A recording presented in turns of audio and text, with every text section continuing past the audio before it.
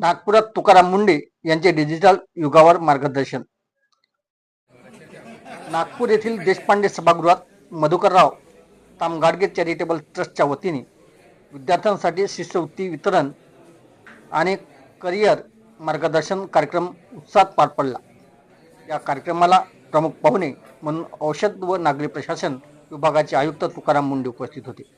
यावेळी त्यांनी विद्यार्थ्यांना मार्गदर्शन करताना डिजिटल युगातील मोबाईलचा वाढत्या वापराबाबत महत्त्वपूर्ण विचार मांडले. आपण मोबाईल वापरतो की मोबाईल आपल्याला वापरतो असा प्रश्न उपस्थित करत त्यांनी मोबाईलचा योग्य आणि मर्यादित वापर करण्याचे आवाहन केले. तसेच विद्यार्थ्यांनी सोशल मीडियापेक्षा शिक्षण, कौशल्य विकास आणि करिअरकडे अधिक लक्ष देण्याचा सल्ला दिला. कार्यक्रमात गुणवत्ता विद्यार्थ्यांचा शिष्यवृत्ती देऊन सन्मान करण्यात आला. उपस्थितांनी या कार्यक्रमाचे स्वागत करत ट्रस्टीच्या सामाजिक कार्याचे कौतुक केले. अशाच बातम्या बघण्यासाठी आमच्या चॅनलला सबस्क्राईब करा, शेअर करा. धन्यवाद. प्रथमतः तामगाडे ट्रस्टच्या वतीने जे काम चालतंय, विशेष करून ज्या क्षेत्रामध्ये ते काम करत आहे म्हणजे भौगोलिक आणि सामाजिक ज्यांच्यावरती जास्त परिणाम होतो, सिकल सेल या क्षेत्रामध्ये खूप दुर्लक्षित असं क्षेत्र असतानाही त्याच्यामध्ये उल्लेखनीय काम करतात. त्याच्यामुळे प्रथमतः आपण सर्वांनी त्यांचं अभिनंदन करणं गरजेचं आहे.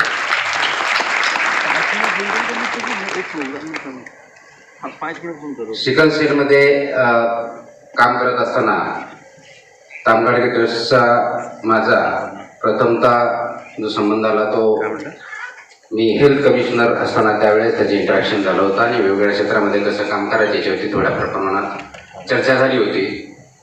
परंतु ॲज युजल 59व्या दिवशी बदली झाल्यानंतर मला काही त्याच्यापुढं काही काम करता आलं नाही. त्यानंतर त्यांचं काम चालू झालं, आमच्या इंटरॅक्शन होत असते अधूनमधून, कसं काम वाढवता येईल, शासनाची मदत कशी भेटेल, CSRच्या माध्यमातून किंवा कॉर्पोरेट सोशल रिस्पॉन्सिबिलिटीच्या माध्यमातून आपण कसं पुढं जाऊ याच्यावरती साधक बाधक आमची चर्चा होत असते. उन्मेष JNPAचा चेअरमन असताना खूप मोठ्या प्रमाणात ते मदत करू शकला.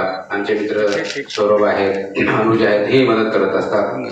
आपल्यालाही ज्या ज्या ठिकाणी जेवढं शक्य आहे त्या ठिकाणी आपण जर मदत केली तर सिकल सेल अनेमिया याच्यापासून ज्यांना त्रास आहे त्यांना, त्यांच्या पाल्यांना खूप मोठ्या प्रमाणात ही मदत होऊ शकते आणि ते बहुमूल्य काम आपल्या हातून होऊ शकतं. त्यासाठी आपण याच्यामध्ये सहभागी नोंदवावा असं मी आवाहन करतो.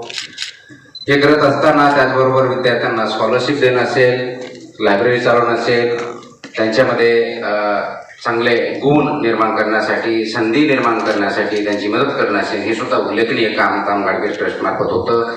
त्यासाठी सुद्धा आपण त्यांना मनापासून धन्यवाद दिले पाहिजेत.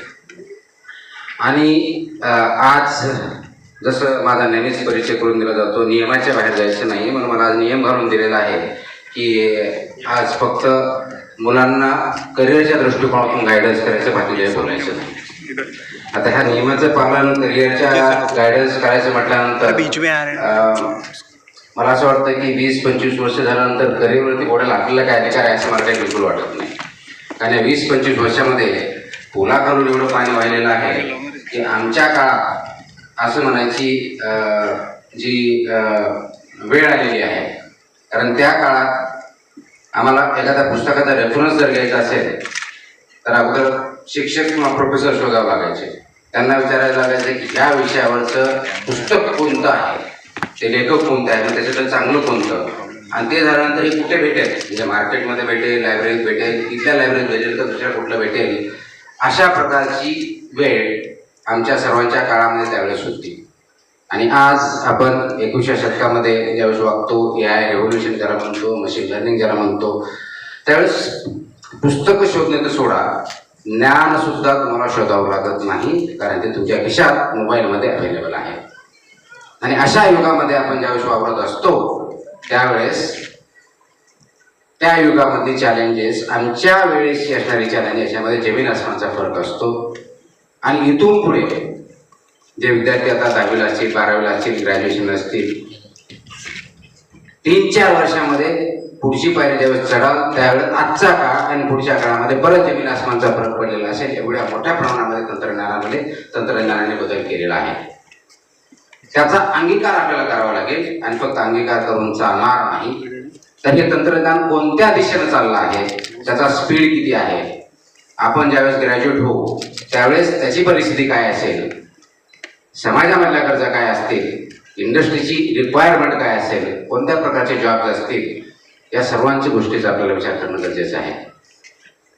आणि म्हणून काल मी अमरावतीला संवाद करू नये ह्या कार्यक्रमाने गेलो होतो, त्यावेळेस सुद्धा या विषयावर थोडक्यात बोललो होतो. थोडक्यात तो रेफरन्स असा आहे की ज्ञान आपल्या खिशात आहे, ज्ञान शोधण्यासाठी आपल्याला बाहेर जाण्याची गरज नाही आहे. डिजिटल युग आहे. आपल्याला अनेक वेळेस बोललं जातं की मोबाईलच्या बाहेर आपण निघत नाही. डिजिटल युगामध्ये आता मोबाईल सोडणं अशक्य आहे किंवा डिजिटल युगातून बाहेर येणं अशक्य आहे, कारण जी परिस्थिती आपल्यावरती आहे, सर्व गोष्टी जर त्याच्यात अवेलेबल असतील, इझिली अवेलेबल असतील, तर त्याचा वापर केलाच पाहिजे. प्रश्न मोबाईल वापरायचा किंवा नाही हा नाही आहे. डिजिटल युगातून बाहेर पडायचं किंवा नाही हाही नाही. प्रश्न हा मोबाईलने आपल्याला वापरायचं की आपण मोबाईल वापरायचं हा आहे. आज गरज त्याच्यावरती आहे. एआयचा वापर करा, मशीन लर्निंगचा करा, व्हॉट्सअपचा करा, पण ते करताना जो वापर करतोय ते योग्य करतोय का अयोग्य करतोय, मी करतोय का मोबाईल माझ्याकडून करून घेतोय.